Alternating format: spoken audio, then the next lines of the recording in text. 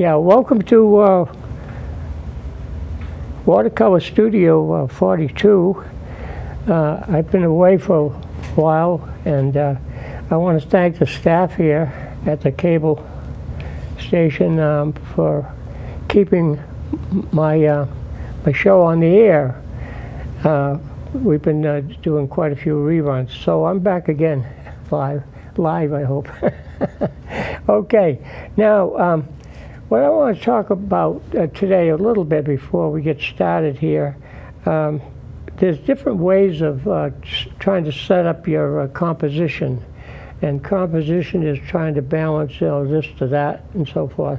And the picture I have here today, it's a calendar photograph. And what I've done here, I've divided the calendar picture into four quarters. And so what they say to us sometimes, it's like, well, make every area within those four quarters interesting.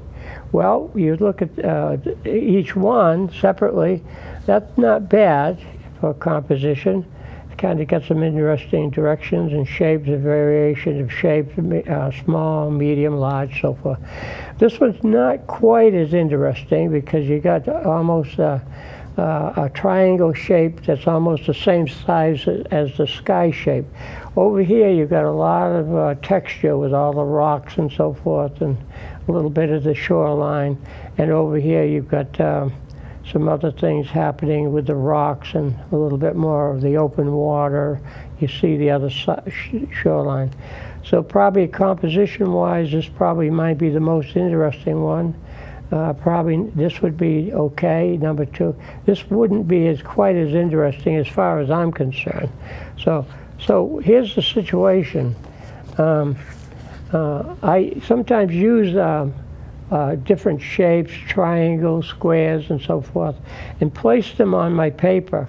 Now, what I try to avoid, and they tell us not to probably put your object. In this case, I cut out a little shape of a lighthouse. It looks like a salt or pepper shaker, but it's supposed to be a lighthouse.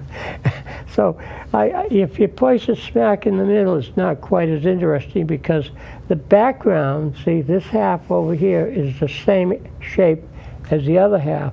But if I move this a little bit to the left, you see how it changes the shape a little bit. It offsets, makes this area different than this side. So you could do it with anything that you have. If you had a tree, let's say, for example, we'll say that triangle is a tree, you wouldn't put it smack in the middle, but move it over to the left. Now, another thing about this is the vertical. So you got to consider the vertical lines. And then right here is the horizontal. Again, you can move the object. Let's say, for example, you could set it on the line, or you can move it below the line. But what we usually do is sort of offset it a little bit, whatever the objects are. Now, I'm just going to show you what I'm talking about. Now, this is. I don't know why, but we always used to start off knowing where the center was. Now, the thing was, I never made the lines this dark, but I'm just doing it for TV using a marker. But usually you use these markings in here with a pencil so that you could easily erase it. But that's the four sections. And each one of these sections, you try to make them look interesting. This section over here, like I was talking about, that's kind of interesting because you got the hill, you got the mountain, the ledge here, and you got all these trees coming up into here. See that? You got all those trees. They're kind of interesting in there. So over in here, it's not quite as interesting. You got something like this. Just the mountains coming down, open sky. You can make the sky look a little bit more interesting if you put a cloud or something in the sky. But there's not an awful lot happening here. You could show some of the forest trees. I suppose you could show some of them coming up along in through there to kind of break that up a little bit more. Now, as I mentioned before, this area here, you got some tree trunks off in the distance over here. You got and this is just a clutter of rocks. You got all sorts of variations of rock shapes in through this area, which makes it kind of interesting to look at. And then you've got this section here is similar in a sense, but here's some of the rock. But then you see the open water up in here, and then you see the trees. You get the trees across here. So that sort of breaks that up, makes that sort of look interesting. But now you've got to pull all of this together. See, that's a little bit tricky. Another thing I want to point out, let's take the tape off of this one. You can divide the paper up into 9 parts. If I can get the tape off. Good tape. Probably good tape, and I don't have too great with the fingernail. Maybe I could just lift that up this way without tearing the paper too much. Oh, that son of a gun. Okay, we'll get this piece here. Maybe I can get that off. There you go, that's better. All right, maybe to get this side down here. All right, and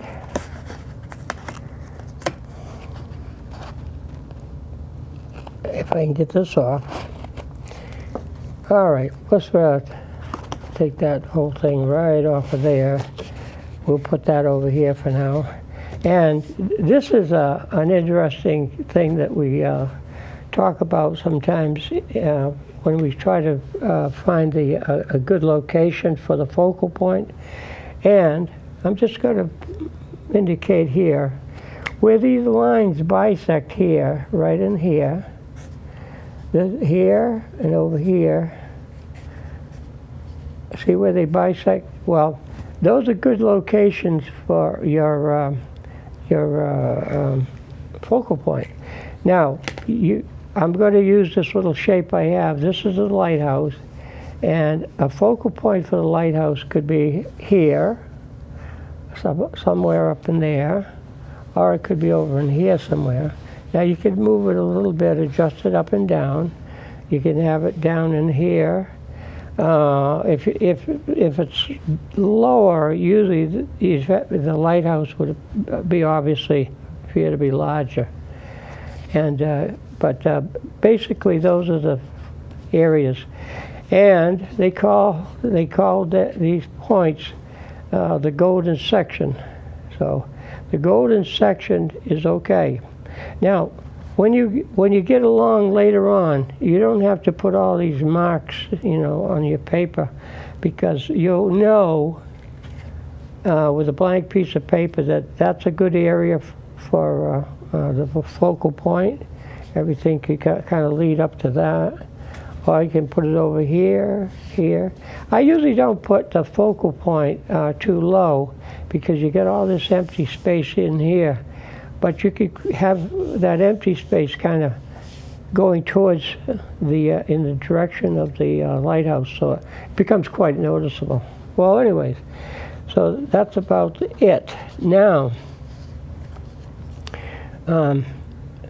I use all these shapes sometimes. This is trees. I might locate the position of a tree. I don't have, I try to have an uneven number when I do anything. And so, see that, the uneven number. Now, if I push this tree up, that looks so it's further away, yeah, as you push things up. So this tree looks like it's in the foreground, and this one's middle ground. Probably this is in the background. But see how you have to step up into it, and it breaks up that shape in there. So, and you can change this around. You want this tree to be over here. You can have this near the bottom, push this one up now, and have this one quite a ways away. Or you can even move this one over here. Now, I don't like the idea of that going out of the paper, so maybe that would be better to turn it around upside down and have it coming into the painting. But these are just things that you can manipulate around when you're trying to set up a composition. And it's just some ideas that I have. It works pretty well. It saves doing a lot of sketches and then trying another idea, because you can manipulate it around.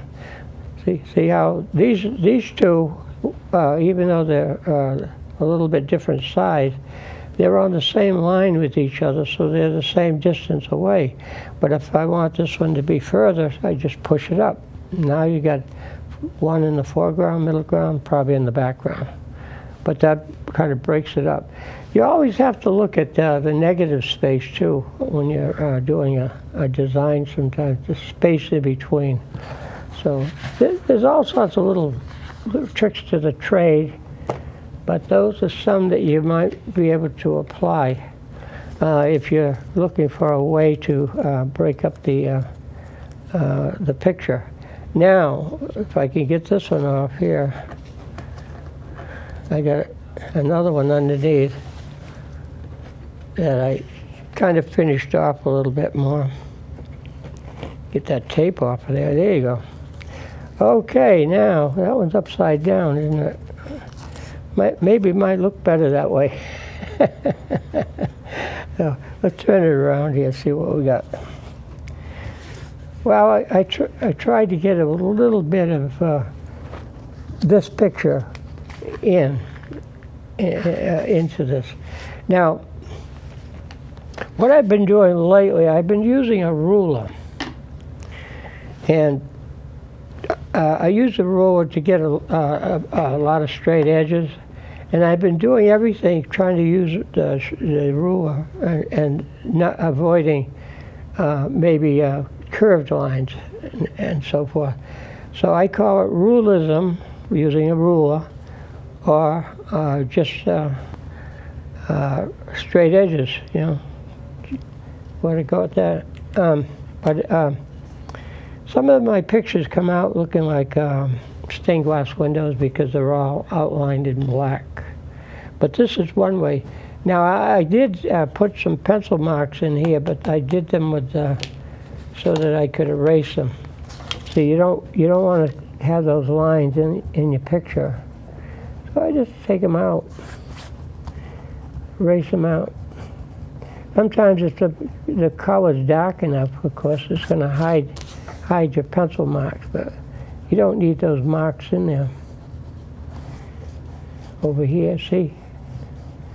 There you go. Take those right out of there. Now, this pretty much is similar to the painting we have over here.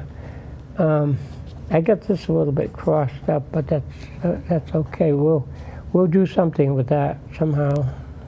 Hide it with a tree. Put a tree in there.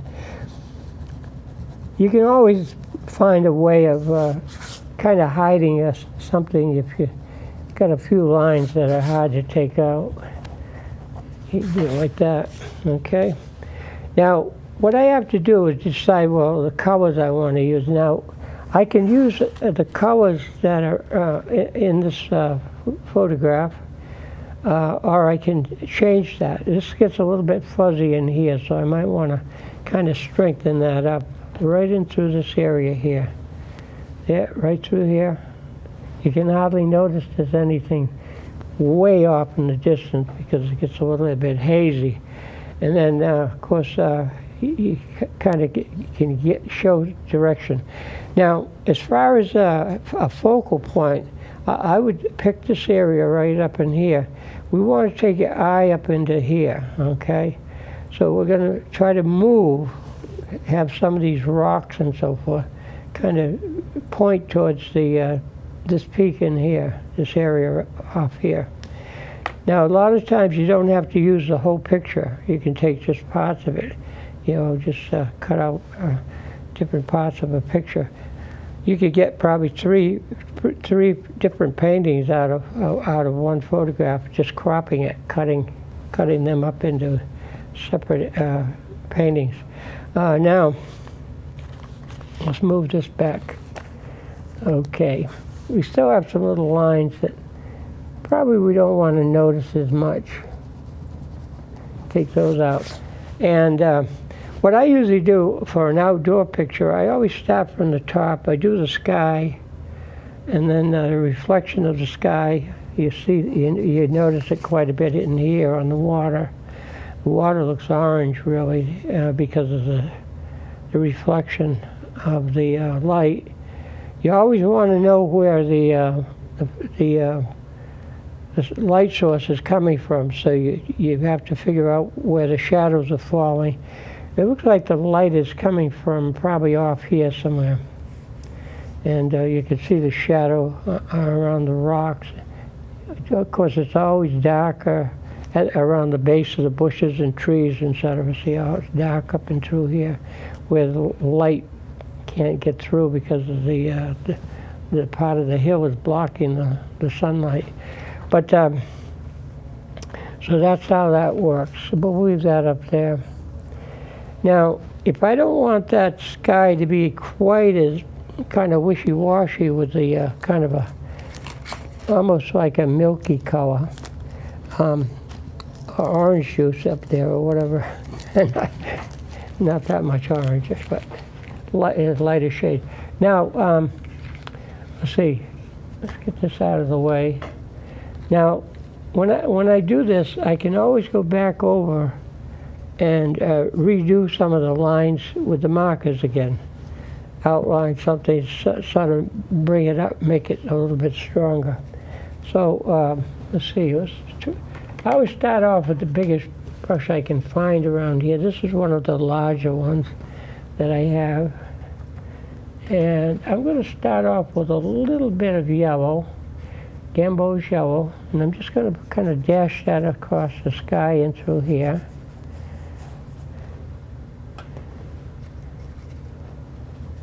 There we go, down through here. It's going to have some reflection off here. Off here. You notice that I don't work on just one area. I kind of jump around, and you'll find some people will just concentrate, and they'll do one like a corner here, and they forget about the rest of the picture. But or what it's going to kind of eventually look like. Let's put some of this base color in here. Now, I want to make that sky, I don't want it quite as dark, so with watercolor, you just water the picture down. If you want to make a color lighter, just wet it, and you can use a paper towel. I usually keep one handy in one hand, the brush in the other, and just go over that, and you can lighten that up. Also, it helps it dry faster. A lot of times you don't want to leave an area too wet, especially if you only have a limited amount of time to be able to paint it in. You can see how that works like that. Now there are some colors.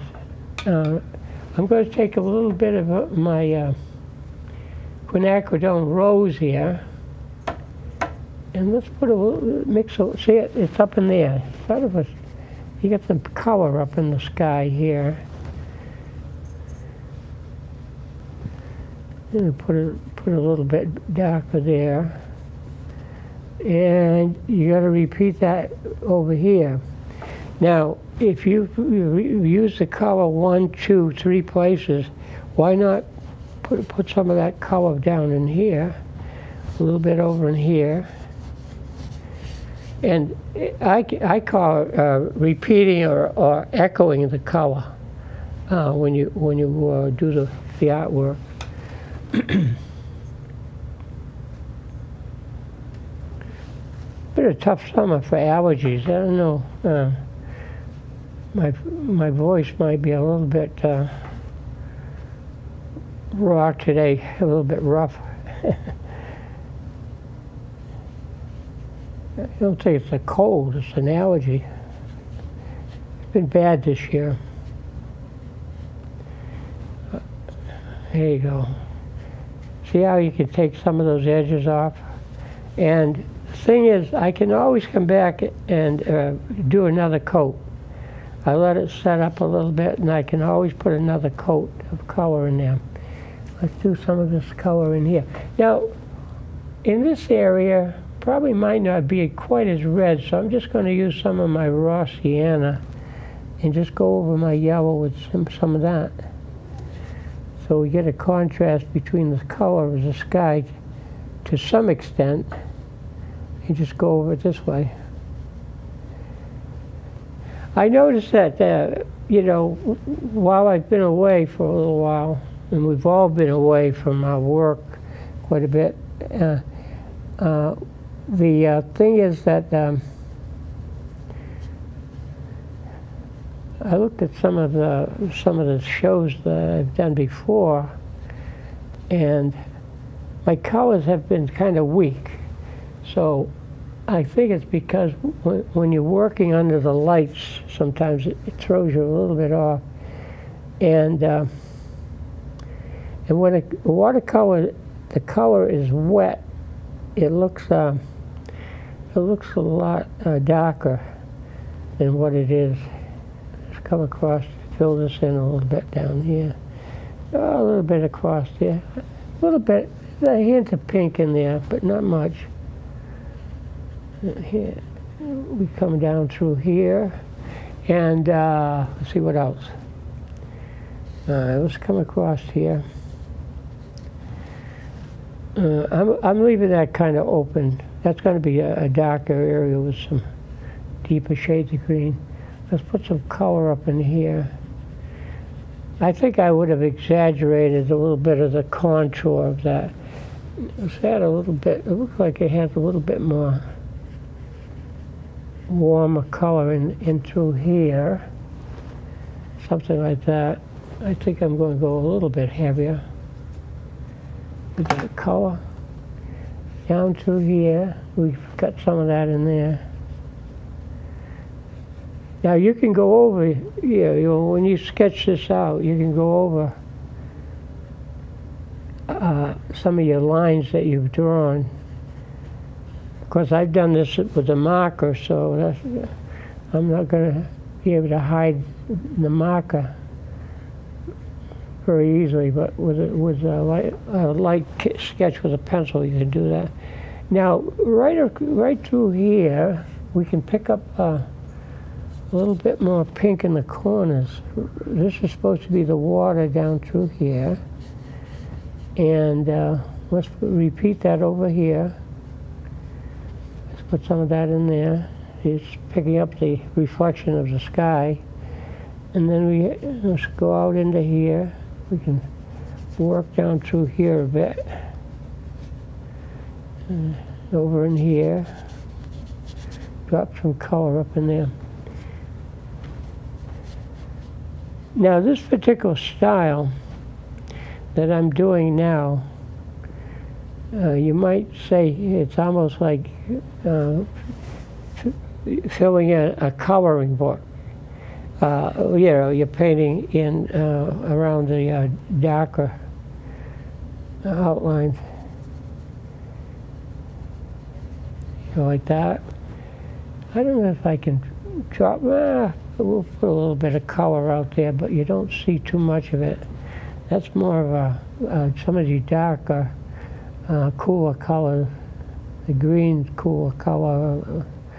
And this is sort of like a charcoal gray, you know, into here. So you're not going to see too much of that.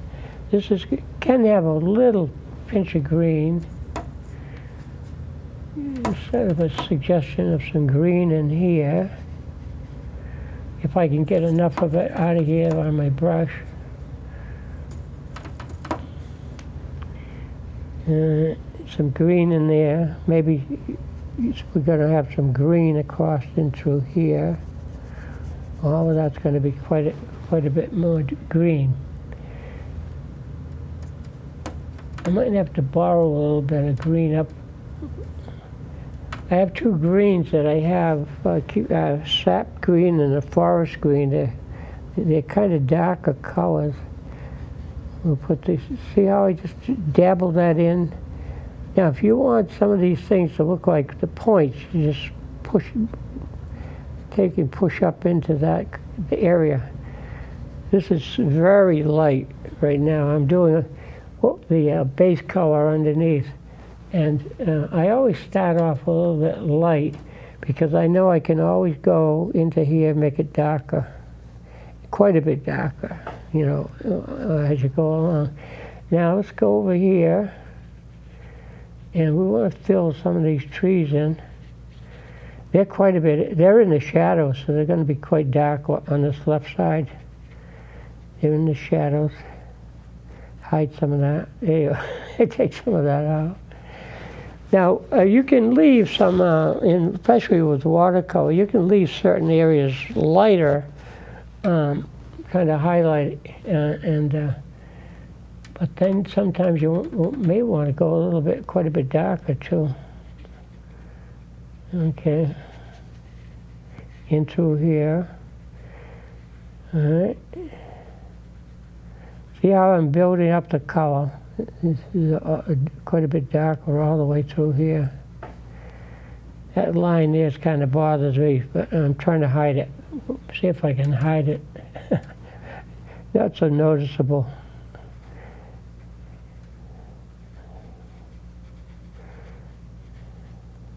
I usually don't put the lines heavy through my photograph. Sometimes I just fold it in the quarters, you know, instead of actually.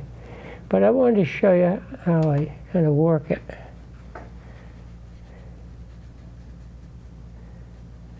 You notice I'm starting out with a big brush, and you always want to start, well, you don't always have to. I shouldn't say you should always, because you don't have to always, you know. You don't have to be always. And go up into there.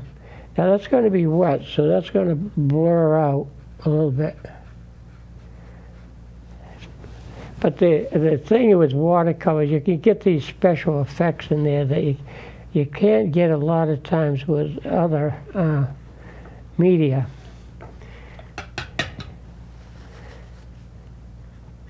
You can erase, you can take out, if you go over a line and you don't want a line in there, you can kind of erase it and pull it back.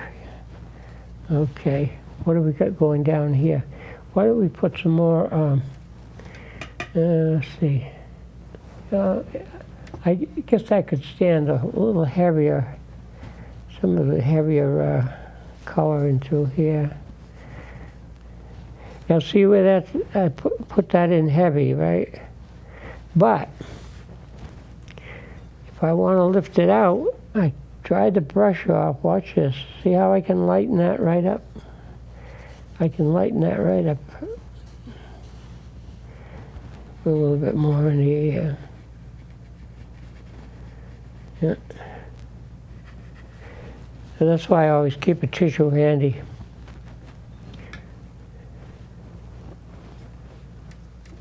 Can blot it.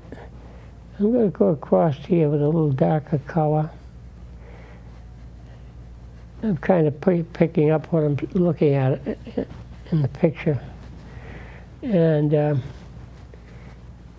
I think it needs a little stronger, just a little stronger yellow in that. This is mixing the paint on the surface. Yeah, you can kind of wiggle around in here a little bit. Okay. That's a little bit too dark. You can erase it. Put some just water on the brush and just pull some of that out of there. If you don't want it that, I think you could stand a little bit more pink in there. Put some more pink back. Okay, here you go. Go over in the corner here. All right. Now, usually my paintings always come out a little bit more color. sometimes the photograph. Sometimes I'll put extra pink or something in there, a warmer value. I thought I had a little piece of, oh, I do have one. I'm going to show you, if before this dries too much, I can pull with a piece of plastic. All it is a cut up credit card. If that hasn't dried too much, I can, yeah, it's dry. It's a little bit dry. I probably should have done that sooner. Well, we can come back in and re-wet that paper. And I think I want to go a little bit deeper with the color. Now what I do sometimes, I use a little bit of my sepia. Almost a sienna. But I use some sepia in there. And see some of those dark areas up through here? You can work that in. And what I tried to show you with the credit card is how you can you want some of the trunks to show up while it's wet. You just pull the card up through there and pull some of that paint out. Just scratch it out. And you can put a few more suggestions of trunks of the trees in there. Okay. Now sometimes you don't want a light area, so you just take that out of there. Make it more of a solid color. And like I said, I probably put more color into my artwork than probably what the camera does.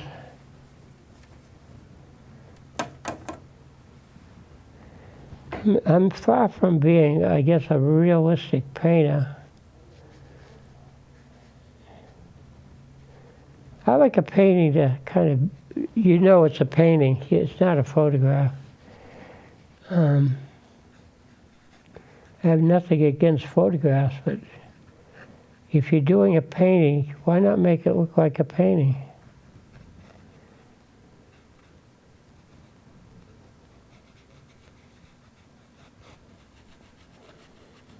I probably want to darken it more over here too.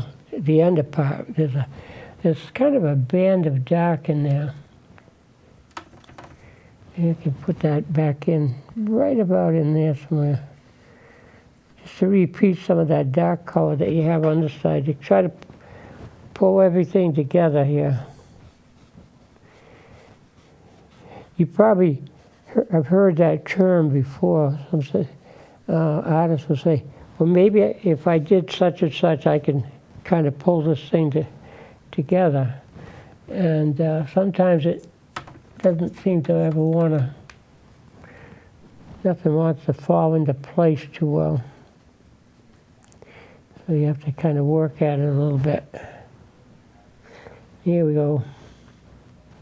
I could get real dark over here. It is in the photograph. Sometimes you want to get some good contrast. Wiggle the brush around. Got to get good at wiggling. Wiggle the brush around here. Okay. Now if I can scratch that again with the plastic. No. I could do it with probably an X-Acto knife too, but when you do that, you're actually cutting into the paper itself. You're kind of exposing some of the white paper underneath. Another thing you can do with the plastic, you can kind of score the paper, like you take one sharp corner of it and just cut into the paper. Put some marks in there, and I'll show you what happens when you go over that. The paint will settle in. See how those marks show up now? Because the paint is settling down into where you kind of put a dent in the paper. Do all sorts of things with it. You can get carried away too and do too much sometimes. Okay. Now that's light in there and it's not in the picture, so I'm going to just take some of that. How about trying some blue in there? You think that would help? There's some sort of blue in here. There's some of that in the picture. I don't know if I don't want to get carried away with too much of that, but you can put some real darker background shades, but you have to kind of break it up to kind of darken the texture. So that's how you might want to work on that a little bit more. All right. Now what I do over here, why not do a little bit more of that off here? See, I don't want to just work on one side and forget about the other side. Some of that I don't need as much of.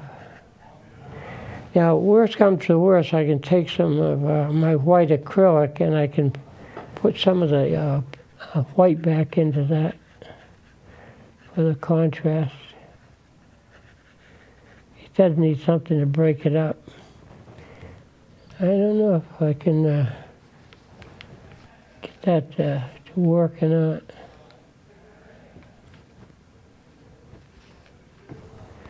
Okay. Yeah, I can get some of the white back in there.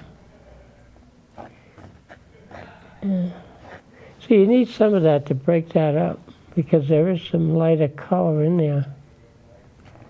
Maybe scratch that, get some of the trunks back in. Yeah, subtexture. Give it that finger touch, huh? Yeah. Okay, now we've worked a little bit on that. I'm going to come back down here for a little while. And what we're going to do with that, I got some darker color. I think I got some Payne's Gray up in the corner here. And I'm going to use a little bit of my ultramarine blue. Because remember I said that's sort of a grayish color, some of those rocks. So we'll put some of that in there. The rocks are kind of going, they're a little bit horizontal, some of the shapes here.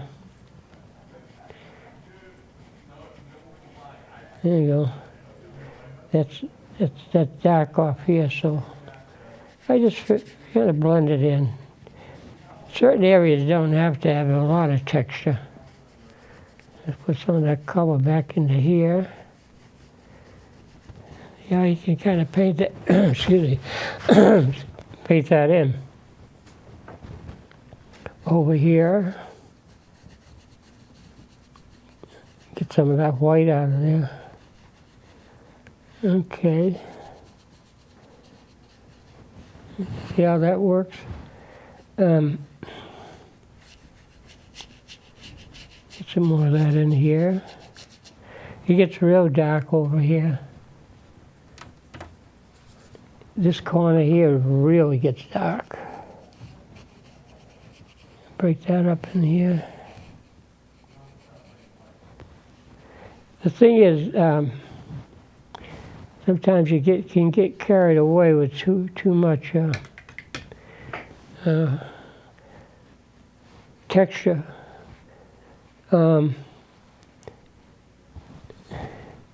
Sometimes you can do with a lot less. Take some of that out. Again, you can wipe the brush off, lift some of the paint. Get the excuse me, get the effect you're looking for. A little bit more broken up in here. You know, the corners. I don't get too busy in the corners. I just kind of want to take your attention up into here eventually. If we can do that.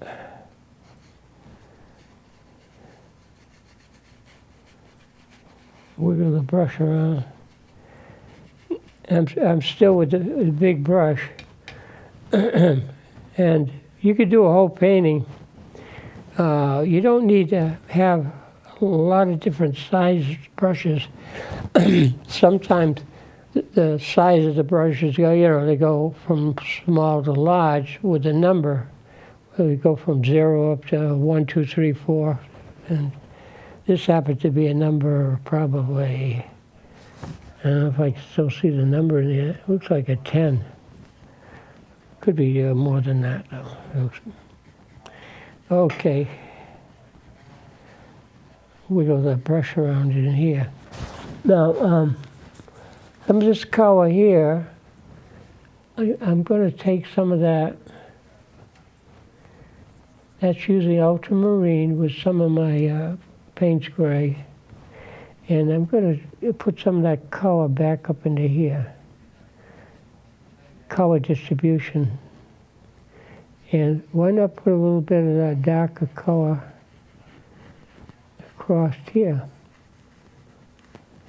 Yeah, you carry that color up in through there.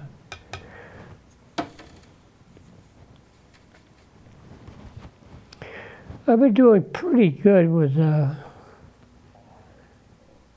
some people liking this sort of a style. It's a little bit contemporary. Some of my paintings really look like stained glass windows or very geometric shapes, This one's kind of halfway in between.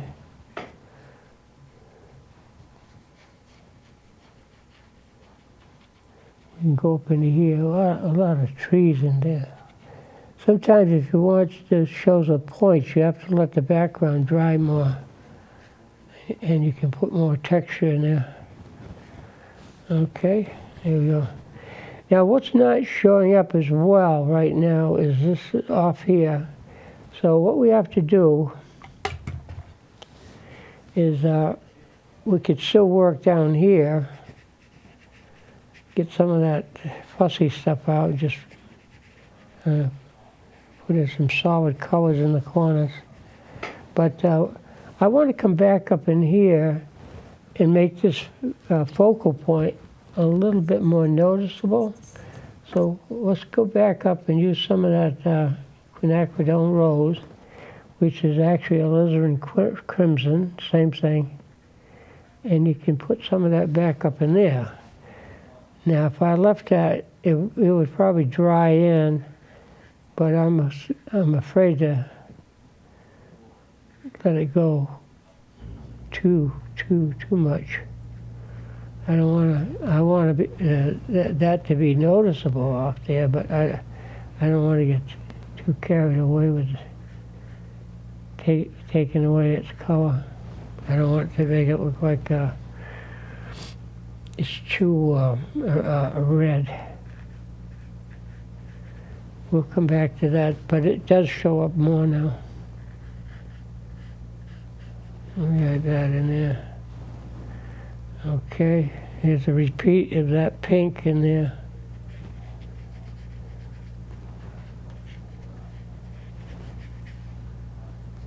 Alright. Now let's come down here, let's get a little bit more. Where are we here? Well, Payne's gray is okay. Get some more blue into that. And see if I can get some more color back into here. Maybe a little bit more blue into there. That's a little bit too, it's a little bit too not blue. Let's see if I can take some of that out of there. Get some of that out of there. And probably get some more blue back into my painting here. This particular color is ultramarine blue. It's a darker blue. Maybe I can work that, put some glazes over the top here. Get some of that back in there. This in here is not too clear what that is.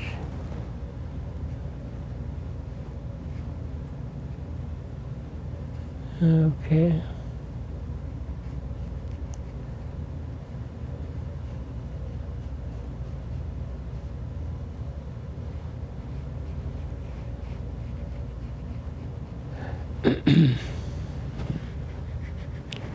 I get an idea what I'm doing. I'm trying to lean a little bit back because some of my tapes I have show too much of my head. I'll lean back a little bit so you see a little bit what I'm doing. I think off here there's some hills off in the distance, but they're kind of soft. Okay. Now this could use a little bit more color distribution. Let's see if I can work some of the blues back into that. Get some more blues into here.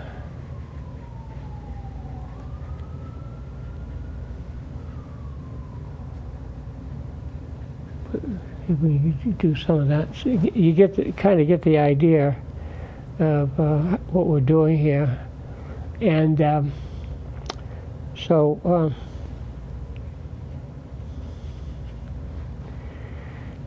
a lot of times what I do is let it set overnight, and what happens is the colors will kind of dry in. You know, they're going to dry in, and they're going to be a lot lighter.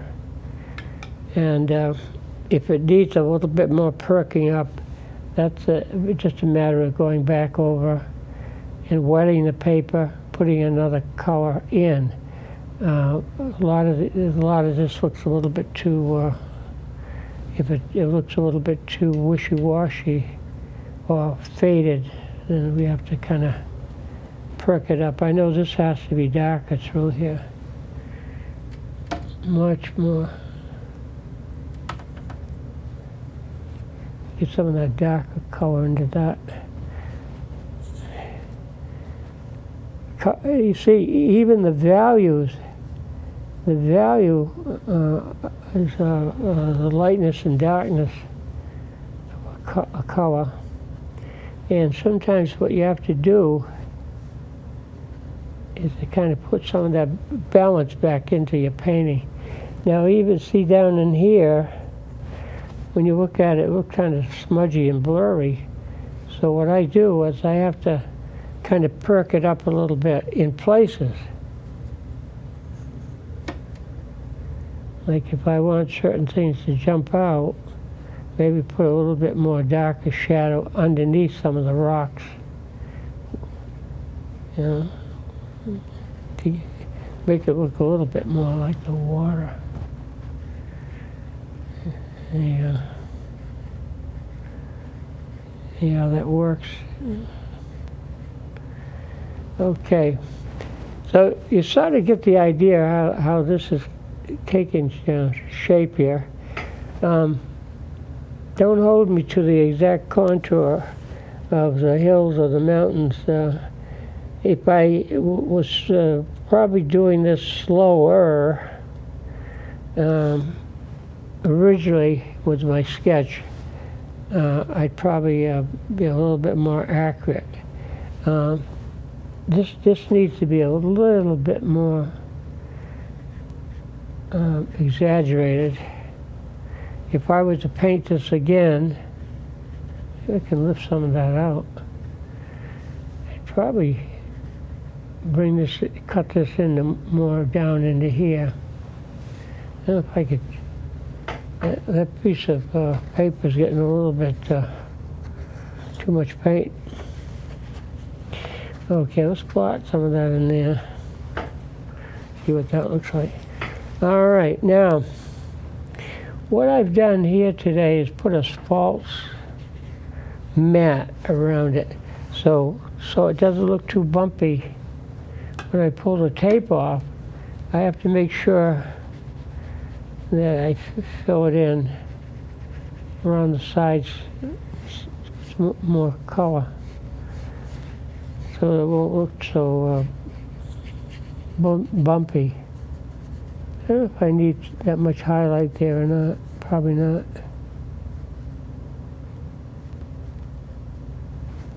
Okay. I think I got to do a little bit more up in here.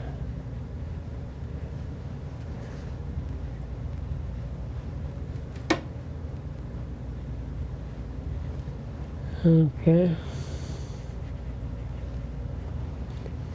I kind of move around with the paint. If I wanted to show a little bit more pink in there, probably some pink in here wouldn't hurt. Let's see if I can make that a little pinker right to there. Get some over here. Maybe put some back in the water. And it gives you an idea how that goes.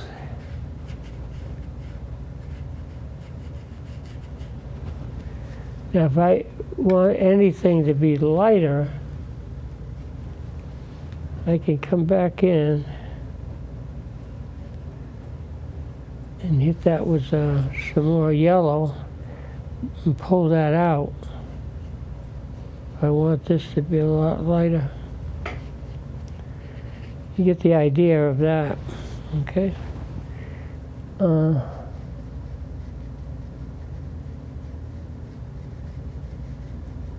Here we go.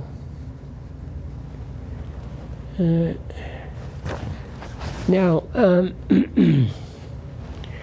I think probably, well, I was going to start pulling the tape off, but I just thought maybe I should put a little bit more contrast here in the corners. Yeah, okay. Now, let's see if I can get some of this tape off.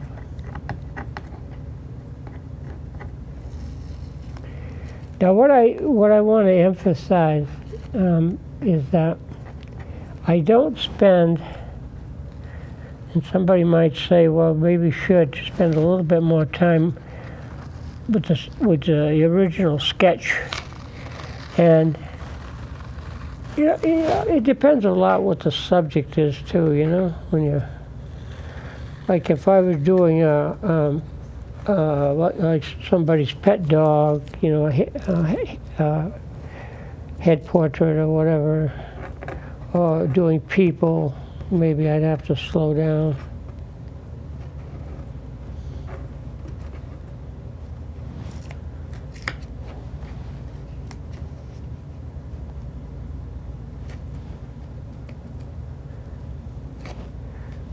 Went over to the museum the other day, not the museum, but the zoo, and Capron Park.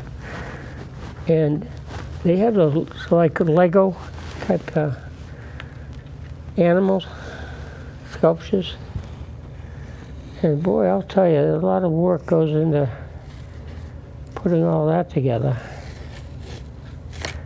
My grandson's very good with Legos. He started his own little exhibit in his basement. In fact, I guess he has. But you can get into these real Lego clubs and all that they have. Yeah. So I'm not saying this is the finished product, but what I would do is come back and look at it, and there might be a few little, after it dries, I could put a few more little textures back into it. You know, a little bit into here. But that's the thing with the watercolor and markers. You have to kind of let it dry out a little bit. So let it dry, sign it, sell it. That's about it. But I don't think you could ever say I copied anybody's picture, their photograph or anything, because my painting never comes out exactly the way photographs are. There's always a little variation. Now, what I would do is spend more time, and you see how dark it is through the texture here? I probably would have to come back and kind of work a little bit more of texture or sculpturing of the rocks, and but that gives you an idea what it is. Okay, so thanks for being with us, and we'll see you next time. Good to be back.